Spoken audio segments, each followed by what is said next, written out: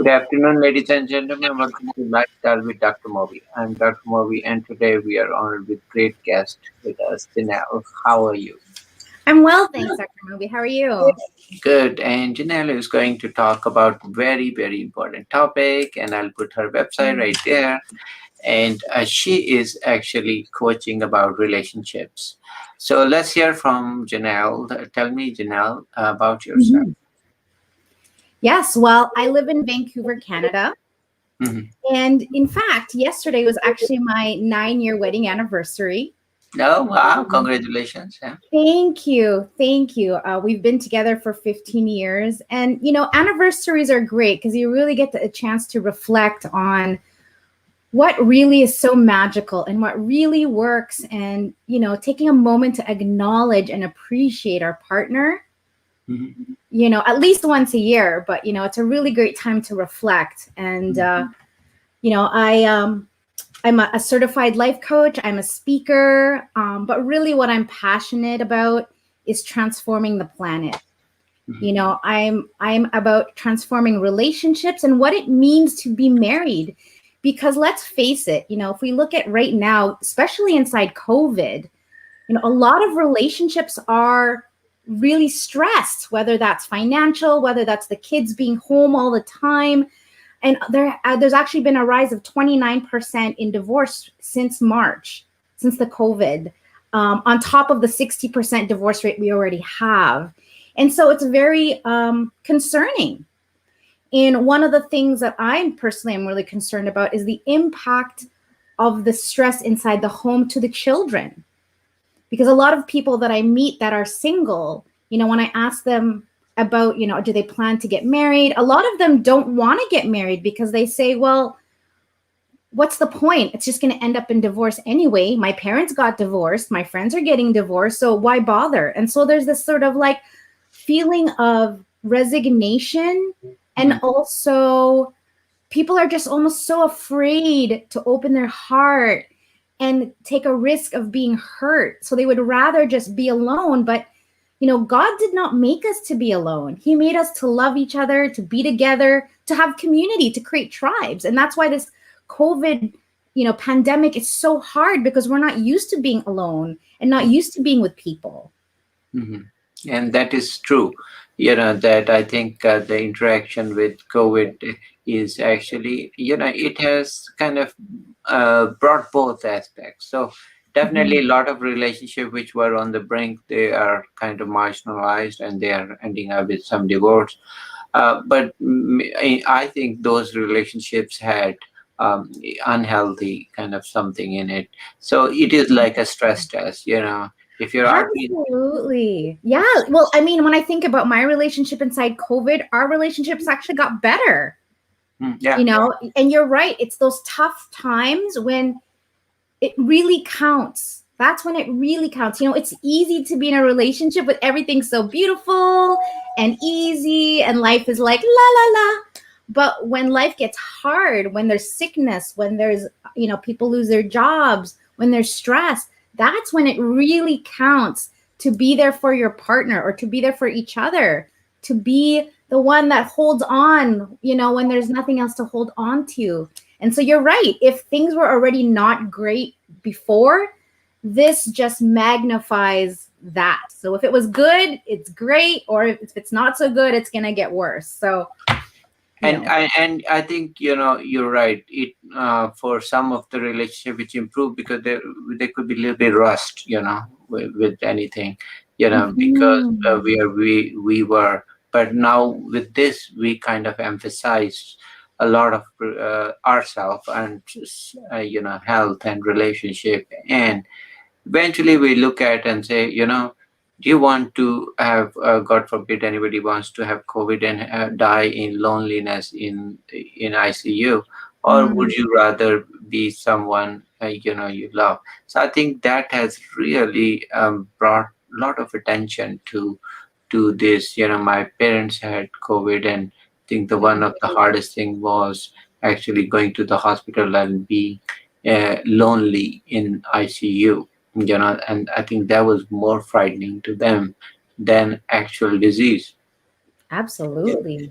So it's painful. So what you say, you're absolutely right when you initially said, we are made to live with each other, not lonely, and that is perfect example. If we were, then we were, we wouldn't be afraid of it. But actually, that's scarier than COVID itself. That's the most traumatic thing Mm, anyone can have, to be dying lonely, right? yeah, So especially, in COVID, I've heard stories of people that, 1 minute they're great. The next minute they're sick, they're in the hospital, they're in their deathbed, no one can see them, no one can say goodbye.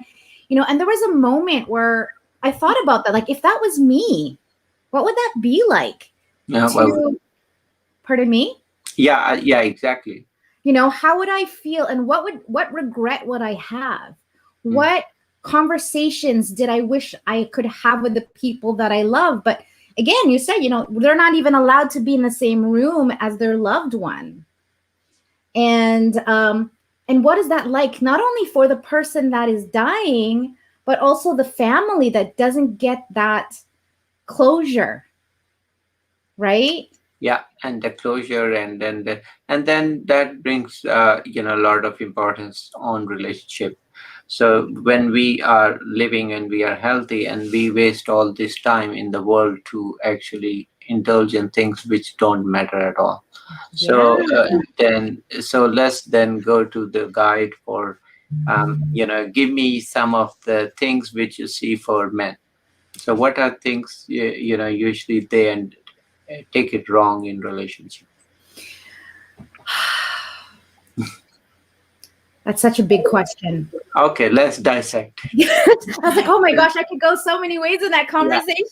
Okay, well let's and I always, and I have few relationship coaches, and we always have fun. So we say, okay, let's maybe talk about age wise. Okay, so teenagers, they're trying to kind of see a relationship. So what are the things they you think that will help them Mm, to get better on the relationship side, rather than, oh, it can be relationship, can be, by the way, friends or yeah. other relation. So what are the things for men to especially young men Mm. to focus on? Let's uh, you know Yeah. And I think this kind of goes for everyone, not just men, but, you know, one of the key things that I see, even for myself when I was that age, was trying to figure out, like, who am I?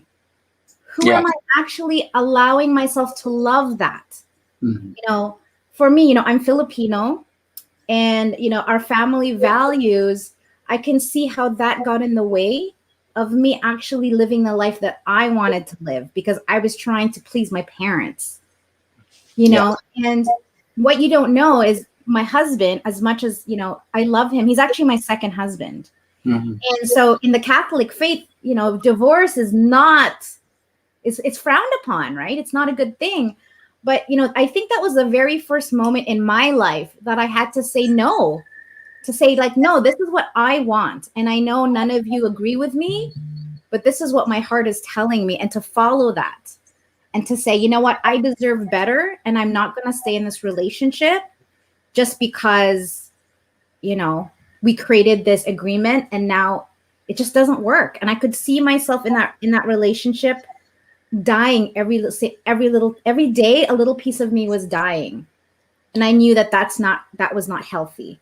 And what really broke it for me in that relationship was, we had a puppy, and this puppy peed on the carpet, and my ex started to beat the puppy, and this puppy's maybe 5 pounds, 6 pounds, and he started to, like, beat on her.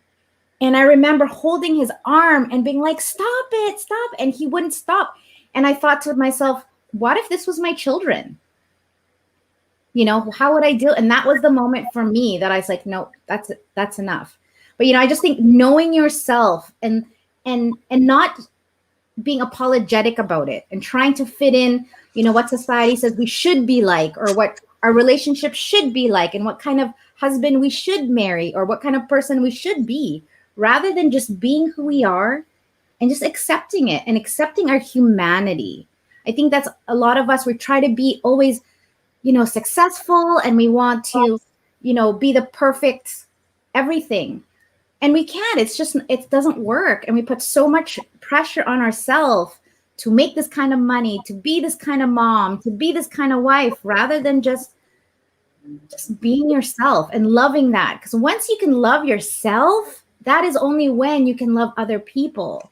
But if you can't love and accept yourself, chances are you're going to have a really hard time loving and accepting other people in your life, whether that's your parents or someone you're romantically involved with. And that is a great point, because the self love or self import, not self import, but self evaluation and self building confidence is such a great thing, because if they don't do that, then you don't value yourself. I don't know how others can value us. If we don't Mm-hmm. think that we are worthy of anything, then Yeah. that is very difficult Yeah. for Yeah. to Absolutely. make. And I think it's also part of this conversation around being vulnerable, being authentic. We all put on this, I like to call it the mask that we wear, that we want other people to see us as, but is actually the not true self. It's someone we're trying to be. And, I spent a lot of my time trying to be something that I thought other people wanted me to be. And it's exhausting. For me, what that looks like is I'm always smiling. I'm always happy. When everybody asks me, how are you? I'm always like, I'm great. But is it authentic? Half the time. And now I've, really allowed myself to be okay with, like, what? I'm not feeling great today. You know what? I'm struggling. You know what? I'm sad today, or whatever. And just allowing myself to be open and sharing that with people, and therefore allowing people to contribute to me. Mhm. And a lot of important thing I think you mentioned with your first relationship versus that there was some fear. I'm sure you might had some indication earlier, but the reason you did not want to say goodbye to that was that you were, like you said, in your faith. There are a lot of people who are faithful in that, believing in faith, not faithful, but believing in faith, that okay, these are the religious values, and this means they just die from this relationship, right? So, Mm-hmm. and it's not Catholics, Muslims have to Hindus have same. They have a lot of these strong kind of cultural things. Actually, there is Mm-hmm. no religion in the world that says to abuse someone, but Mm-hmm. but problem is these cultural things. There was a time in India they used to burn, the widows, or the, Wow. so because they would say that you were supposed to die with. Wow. So I'm not here to kind of make fun of anyone, but I'm just telling that the cultural, this Mm. progression over time, civilization has really, and same thing, like you said, in Catholic faith, they used to think at one time that no, this is either you, divorce is not an option, right? Hmm. Yeah, and when I before I got married, I felt the same way. I did not plan for that to happen. Mm. And so it was very hard for me to come to that conclusion, knowing how hurt my family was going to be, knowing that it was going against my faith, that there's, like, that marriage is sacred. However, I knew in my heart when I prayed about it that this was not meant for me, that I deserved better. And I knew, being with my parents, who were very happy together until my dad passed away, I knew what kind of relationship I wanted, like I knew what I wanted it to look like. Yeah. And in this past relation, in that first relationship, what kind of happened, and I want to talk to men about this, but what kind of happened is, everything was great until we got married. And then after we came back from our honeymoon, it was almost like he said, I'm done. Okay, I got the ring. Okay, I don't have to try anymore. So he stopped going to church. He stopped helping me in the house. he stopped doing the things that I loved about him, and that for me felt like partnership. So again, even though we were married, I felt very alone. Hmm. So, so you think that for everyone who is kind of newly married, so just don't take granted that you are in. You need to continue working on it, right? That's what I you. would Yeah, I would say you even have to work harder when you get married. That's true. Right? Because when you're dating, it's so fun. You don't know each other. It's like play. But when you have a mortgage, you have work, you have stress, and then you have kids, that is when the work really counts, is when those things happen. Mm. So that would be one of the pieces of advice I would give to men for sure. And especially we were talking about young men, so it is good to no need to look for ideal world. My advice is always don't look for ideal, just look for your best friend who can be Yeah, with you when you have a difficult time, when you will be sick, absolutely. when you will be sad, and when you will have you can share and trust. So as a maybe easy way to understand would be that would you make any one friend even who will leave you when they when you have difficult time? I don't think you will make, right? Yeah, that's so great that you say that, because when we say our vow, we say for better, for worse. But then when the worst comes, all of a sudden they're like, "Oh, I can't do this. Bye. You're or on is your your own." or Right? is your fault, is your Oh fault. yeah, the blame. Oh, that is the killer of all intimacy and connection, is the blame. Absolutely. Like, I think, honestly, Dr. Moby, that is the one thing that me and my husband are so great at. We are so great at taking responsibility for ourselves and our emotions and our actions, but we're also responsible for the condition of the relationship. So there's never blame. Everything is always, we're taking responsibility, we're taking ownership, and we never say it's, oh, that's your problem, that's not my problem. Everything is together. All our challenges, all our wins, everything is as a unit, as though we're one human being. And so And we don't argue, and we talk about everything. Like, even the hard stuff. We have so much respect for each other that even when we talk about difficult conversations, it's always from a place of love and empathy and understanding. it doesn't mean that you have to agree with everything he or she says. Yeah, What it means is that we can argue, and in a professional, man, like adults, you don't need to fight like kids. You just put your point out, they agree or they don't, right? yeah, absolutely. And I think, here, so talking back to men, one of the things that a lot of men forget is that when women come to you sharing some sort of stress, they just need you to listen. They don't want to be fixed. They don't want advice. They just want someone to hear what they're saying, for someone to say, yeah, that sucks. I understand you. I feel you. I'm with you. That's what women want. We don't want your advice. We just need you to be like, I care enough to sit beside you like your best friend, to wrap my arm around you and say, it's okay. Everything's going to be okay. I'm here. Everything's going to be great. And so I actually train my husband, and I have this conversation with him. I was like, when I'm upset, just listen to me. Just look at me and nod your head. And then when I'm finished, ask me if I want ice cream. Because when I'm stressed, I want ice cream. So he knows. He knows exactly what to do every single time I'm upset. And therefore, I'm only upset for like 5 minutes, and then it's done. And there's no argument. And at the end of it, I'm like, oh, honey, thank you so much for listening to me. Thank you for being my best friend. Thank you for letting me get off my chest the thing I need to talk about. And he's the hero. He gets to be the good guy, not the bad guy. Very good, very nice. So, basically, you're absolutely right. You don't need to provide solution, like. So, you just need to just listen, and then just Mm-hmm. just hope that you then, once you are kind of on the other side thinking more, then probably you'll know the solution yourself, but Yeah.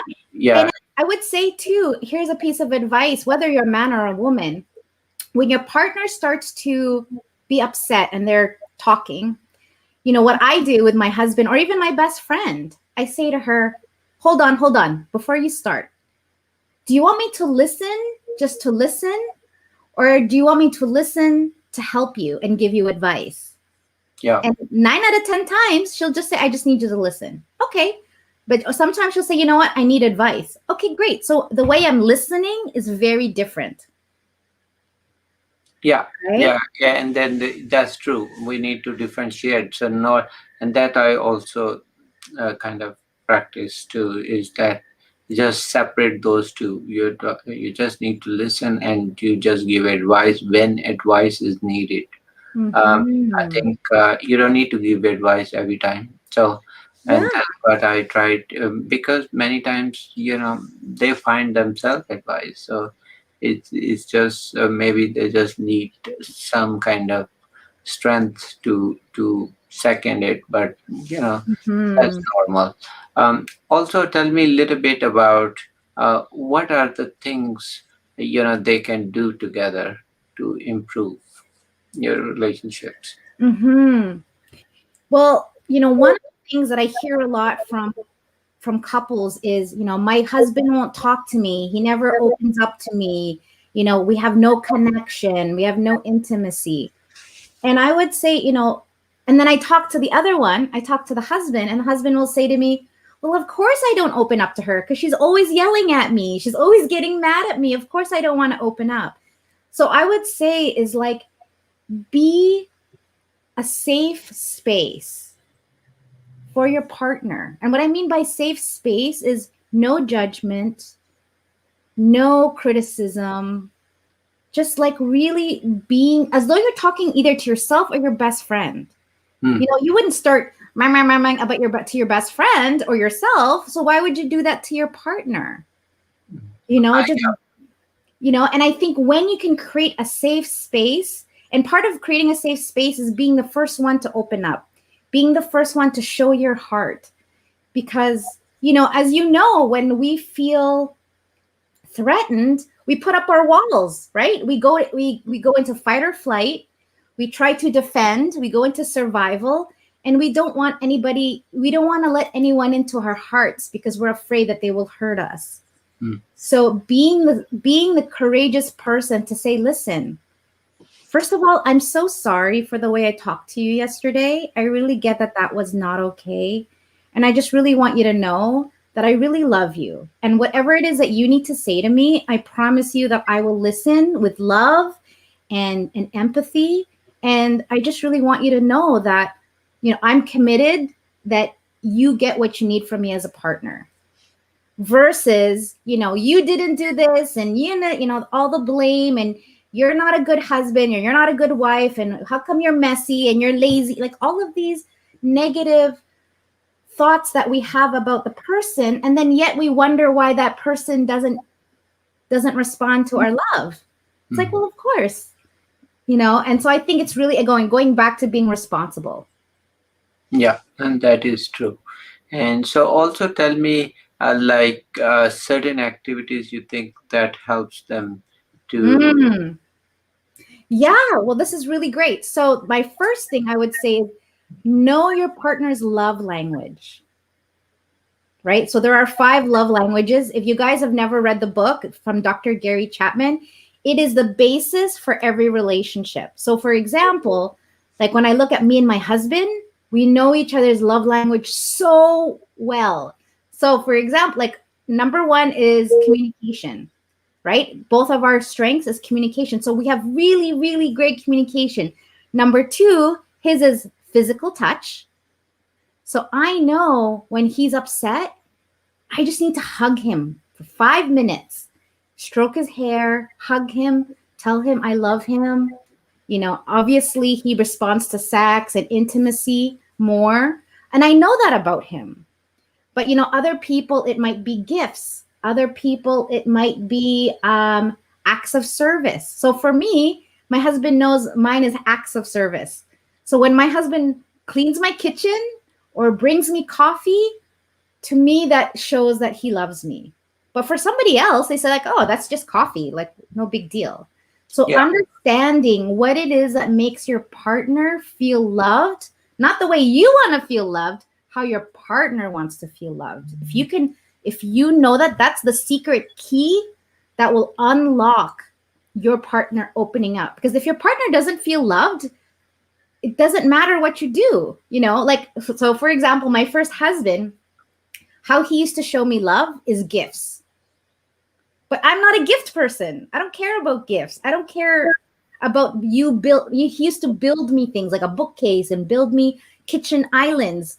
But for me, it's like, no, I just want you to help me wash the dishes. I just want you to tell me you love me and that I'm beautiful. I don't care about your gifts. But we didn't know that at the time. So anytime I meet a couple for the first time, that is one of my first questions is, do you know how your partner loves to be loved? And most of the time they say no. So that is an indication. Also, I want to kind of emphasize, I mean, there's one question I get all the time too, is that men will say, oh, my wife, or the other way too. They'll say, my partner is high maintenance. And they feel love, so they equate love to money. So you have to buy these expensive gifts to please them. Now, Mm-hmm. do you think that how to handle that? Yeah, well, this is really interesting, Dr. Moby, because assume most men assume that's what women want. Maybe it's from their family, maybe it's from an ex-girlfriend, but they assume that that's what their partner wants. And Or then they maybe, tell, or maybe there are very few people who do like that, right? sure, yeah, they're out there, but they don't actually know for a fact. They just think, well, I saw it on TV that women like diamonds, so I'm just gonna buy her diamonds. For me, I don't care about diamonds. I like costume jewelry, $10. As long as it looks good, I don't care if you spend $10 or $1,000, But I think it's the assumption. It's the assumption that that's what women want is the problem. Not that it is. If that's what her love language is gifts, great. And if you have deep pockets, great. But even the love language of gifts, it doesn't even have to be expensive. People whose love language is gifts, it can be a post-it note that says, I love you. It can be flowers. It can be their favorite chocolate. It's just something of material. It doesn't have to be super expensive. The other thing I would say, Dr. Moby, that men don't know, that they should know, for women, they think that if I buy her something expensive, like a pair of earrings, that's a big gift. So maybe for the next 2 months, I'm Mhm. good. It's Oh, big, so I don't have to put any effort for the next 2 months, you know. And then their wives will complain and say, "Oh, you don't love me," and he's gonna say, "Of course I love you. I bought you those earrings." Right? And one thing men need to know is that women, we count everything the same. If you buy me earrings of $1,000 or you say I love you, it's the same number of points. You don't get more points the bigger the gesture is. It's all 1 point. yeah. So what you're saying is don't do that, and for rest of the year, don't say that. It's, I, it's about consistency. It's yeah, about watering, like if you think about watering a plant, you can't water your plant every 2 months. You gotta yeah. consistent every 2 days or 3 days. You gotta keep that. That's what women need. And I think men don't think about that. Okay. So then, from the other men's side, just a few topics. Food. Hmm. Who gets pleased with food? Men or women? I hope everybody does. I mean, Yeah. I think well, like my husband loves to cook. He loves to cook. And for him, when he cooks for me and I enjoy it, he gets satisfaction from me saying, "Oh, honey, your cooking was so good. Thank you." That for him is like, yeah, okay, my wife is happy, all right. He loves to please me, and therefore I love to please him, and it's back and forth. It's like an energetic transfer, Mm. right? But when we go into, well, you didn't do this for me and I do everything for you, and we start keeping score, that will never end well. Yeah, so the scorecard system doesn't, Yeah. because so the other thing is probably is if somebody does any mistake, then Mm. in relationship, so what is the value of forgiveness in that, or forget both? So Yeah. So I would say that for saying I'm sorry is different than actually being sorry. So many men say I'm sorry for the same, and then they go and do it again. And then they say I'm sorry, and then they go do it again. So for women, it doesn't make any difference anymore because your sorry has no value. Do you know what I mean? mm, And so for women, we need to feel that you're actually sorry. Not just, oh, I'm sorry, but really like, sweetheart, I'm so sorry that I blew up at you the other day. It's just that, I was really frustrated and I took it out on you, and I'm really really sorry. And I promise that I'm never going to do that again because I love you. Like that is different than, oh, I'm sorry. And it's almost like you're only saying sorry because you feel like you have to, but it's not genuine. And okay. people, So Mhm. do some effort to improve. Yeah, but really like coming from a genuine place, not just saying the words out of your mouth and thinking, well, I said I was sorry. Isn't that enough? No, if the authenticity and the genuineness is not felt, then your sorry makes no difference. So if you have a partner that has that, the other thing, sorry, one more thing I would say about that is you want to give your partner time to say what it is they need to say to you, and not get defensive. Going back to the listening, a lot of us, when we listen to respond, to justify, to make excuses. And then that's how the arguments get bigger and bigger. But can you imagine if I said to you, you know what? I'm really, really sorry. Let's say, I'm really, really sorry for lying to you. I don't know. I'm sorry for lying to you. And then your partner says, yeah, you hurt me and I feel betrayed and I feel like I can't trust you, blah, blah, blah, blah, blah. And then you just going like, yeah, I understand. Yeah, you don't trust me. I get it. Versus, well, you did this and why can't you trust me? Like to actually listen and be with whatever it is that your partner is saying. And then once they're finished talking, then they'd be like, okay, everything I needed to say. That's the thing with women. We just need to talk it out. It's not that we're trying to attack you. We just need to get whatever this pressure, this tension in our body out of our body. And how we do that is through talking. So if men can just keep that in mind, try not to take it personal, and just give her space to say whatever she needs to say, even if it's mean, even if she's swearing, just be calm. Even think about putting like a protection field around yourself and just listen to her. Just got it. Yeah, I upset you. Yeah, I understand. I can see why you're mad. Mm. That will diffuse the conversation and the bitterness. And the best part about it is once it's done, it's not going to keep coming back, because that's the problem. A lot of it, if it's not finished, it will keep resurfacing itself, and the women will bring back, oh, well, remember 2 years ago that thing you did? The reason she's bringing it up is because she hasn't had the closure yet. Okay. So do you think it's better for them, for both, to actually forget and then start over every day? I think so, because and it's a choice, right? Every day is a choice. It's kind of like I have a lot of clients that deal with affair, like infidelity.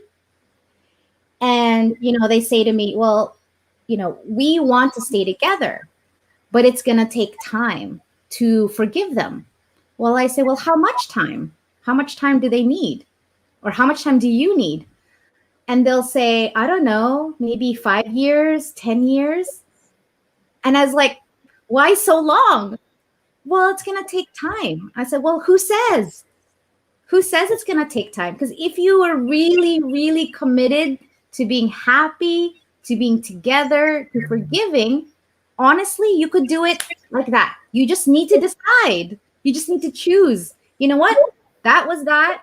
I know he's sorry and I love him and I just want to get on with our lives. So why would you wait 5, 10 years to go get on with your life? Because by then, I don't know about you, but if that was me and someone was punishing me for 5 to 10 years for a mistake I made because I'm human, I'm not going to stick around. I'm going to be like, no, my heart, you beat me up so much, emotionally, I'm not going to stick around for that. But the other thing, important thing is, like you said, is you don't forgive and forget, and then next week try to do same. So then that will be probably then that will be probably end of. Yeah, and I get that it's not easy. I get that it's almost like counterintuitive, It's like you want to go this way, but you need to go this way. And it takes practice, especially if we have parents that acted like that. It's like a lot of times we have a parent that used to yell at us, for example. And then now as an adult, we yell at the people in our life because that's what we're used to. That's what we're accustomed to in our family. And so for someone to change and not yell, it's very difficult for them. Even though they know they shouldn't yell, they do it anyway because it's automatic. And so learning the discipline and being emotionally aware and catching yourself when you're starting to get really upset takes work. But thank you for coming, and it was wonderful. And everybody can check her website, and I'm putting right now. And this it has all kind of relationship guide, and JeanellGreene.com. And like she said, you can listen to her podcast, and she has all kind of group coaching, private coaching, whatever you need. But the main thing is, the relationships are, complicated as well as simple. If you make it simple, then it becomes simple. If you make it complicated, it becomes complicated. Yes. It is very so true. It's so true. And people say, relationships are hard. I'm like, they can be hard, but they don't have to be hard. Yeah, if you make it hard, sure. Same thing with life, right? Life is actually quite simple, but we make it so complicated in here. And I always say, the solution, there are a lot of solutions. Always there are hundreds of solutions of every problem. But some solutions are harder and they're longer, but some are very simple, straightforward, and some are very difficult to understand. And that there are solutions, don't get me wrong, but there are solutions, sure. But I always say, you want to keep simple, you want to be straightforward, and that's how it is. You will get it if you believe in it. So that is, thank you for coming to our show. It was wonderful, and we lasted more 10 minutes over. Take care. Take care. Thank you. Thank you. Good luck. Bye. Thank you. Bye-bye.